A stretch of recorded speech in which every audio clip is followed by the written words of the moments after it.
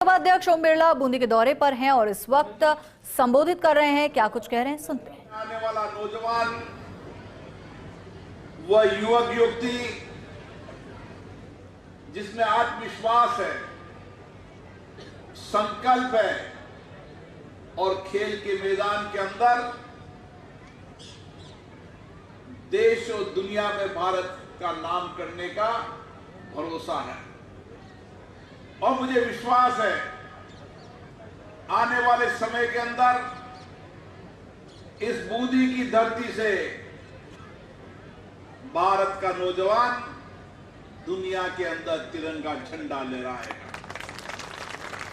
और हम सबको गर्व होगा कि हाड़ौती की धरती बूंदी से हमारे युवक युवती भारत का नेतृत्व कर रहे हैं, भारत का झंडा लहरा रहे हैं। क्योंकि खिलाड़ी जब खेल के मैदान में खेलता है तो उसमें आत्मविश्वास होता है, उसमें धैर्य होता है। हार जीत उसके जीवन का अंग बनता है, लेकिन खिलाड़ी कभी पराजित नहीं होता। खिलाड़ी हर रोज नई लड़ाई लड़ने के लिए, नए खेल के मैदान में जाने के लिए उसी उत्साह से काम करता है। और बूंदी की धरती पर भी हमारे किसान भाइयों में यह उत्साह है और इसलिए आने वाले समय के अंदर जब मैं कहता हूं कि यहां के किसान समृद्ध होंगे, खुशहाल होंगे, क्योंकि आने वाले समय के अंदर ये बूंदी जिला देश का एग्रो इंडस्ट्रीज का सबसे बड़ा हब बनने जा रहा है। अभी भी एक जिले के अंदर नो एथेनॉल प्लांट भारत के किसी जिले में नहीं है। चाहे चावल इंडस्ट्री हो, चाहे ऑयल इंडस्ट्री हो, और आने वाले समय में हमारी सब्जी और फल उद्यान का भी ये बहुत बड़ा केंद्र बनने जा रहा है। और हमारे कॉरिडोर जो सड़कें हैं उसके माध्यम से दिल्ली बम्बई के कॉरिडोर से हमारा किसान का पैदा हुआ अनाज, सब्जी, फल उद्यान दिल्ली और बम्बई के मार्केट में जाएंगे।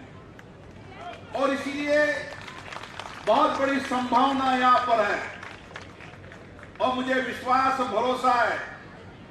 मैंने पिछले कुछ दिनों पे कुछ फिल्म इंडस्ट्रीज के,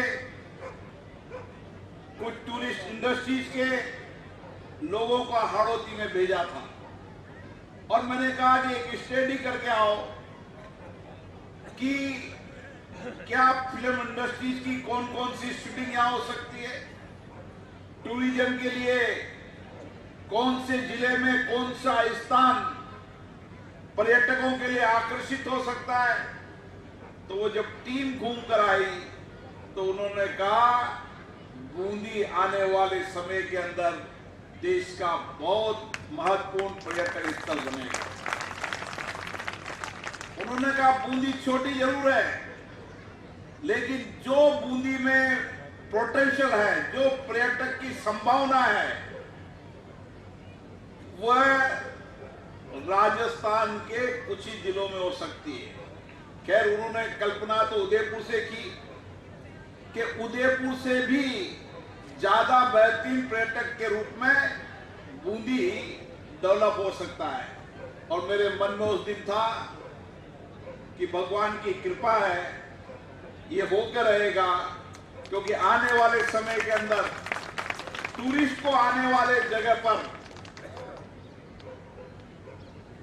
कोटा बूंदी का एयरपोर्ट पर्यटकों के आने के लिए सबसे प्रमुख स्थान बनेगा। और इसीलिए बूंदी के कुछ नेता लोग अफवाह फैलाते थे, बूंदी में क्या हुआ, बूंदी में क्या किया। 75 साल के इस लोकतंत्र के इतिहास को पढ़ लेना, जितने बड़े नेता मंत्री रहे ना, उस 75 साल से ज्यादा काम इस 5 साल के अंदर बूंदी के अंदर होगा।